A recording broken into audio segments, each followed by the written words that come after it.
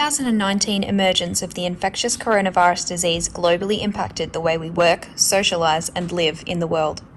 International lockdowns, quarantining and government-mandated social distancing protocols brought all non-essential industries to a halt, in particular the film industry with the closure of movie theatres. Production companies began to distinguish alternative methods to release new content with the goal of maximum box office profit. Movie theatres have faced the existential threat of streaming services for more than a decade. Now, in this post-pandemic world, getting a movie to release successfully in theatres has never been a more difficult process. This study intends to uncover the decision processes behind successfully releasing a new film in a post-COVID climate, reveal the driving forces behind these decisions, and challenge the notion, is classic cinema going extinct? Is online streaming taking over?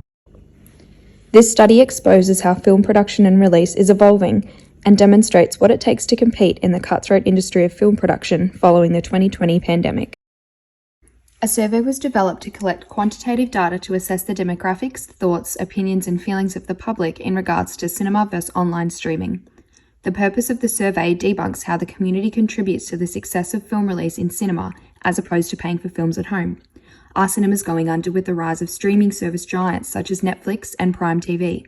What will this mean for production companies who rely on theatre release to generate profit? According to BBC News, 12 million people joined a service they hadn't used previously. 3 million of these viewers had never subscribed to any service before. Quantitative data produced from the Qualtrics survey will shed light on where the public prefer to spend their money, whether they prefer a movie on the big screen or their televisions at home, and whether online streaming will leave movie theatres redundant as a reliable avenue of profit. A case study is conducted featuring Marvel Studios and their film release processes. This provides an analytical perspective and a systematic investigation of qualitative data, how Marvel Studios intended on maximising box office profit during and after the pandemic. Each year, Marvel Studios produce incredibly successful films that gross millions of dollars in the box office, therefore heavily reliant on theatre screening. In 2019, over a 5-month period alone, Marvel accumulated just over $5 billion with the release of Avengers Endgame, Spider-Man, and Captain Marvel. Marvel Studios chose to withhold their new movie Black Widow due to the COVID-19 crisis. Its release has encountered the most diverse range of strategies and tactics in its attempt to release in a post-COVID society.